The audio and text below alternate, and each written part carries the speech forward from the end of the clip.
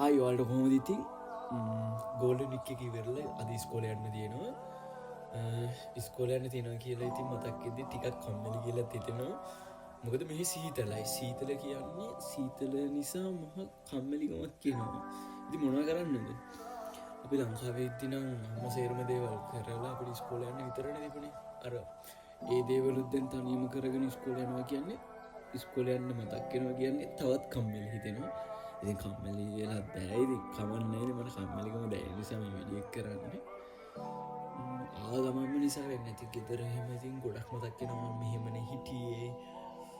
මෙහෙමනේ ගත කරේ කියලා. ඉතින් ඒ හැමදේම දරාගෙන බලාගෙන ඉන්න වෙනවා. මේක ඉස්සරහට වෙනස් වෙයි. ඉතින් ඒ වෙනස් වෙද්දී මට දැනුණ හැඟීම තමයි මම දාන්නේ. ඉතින් ගෙදර මහමෙරක්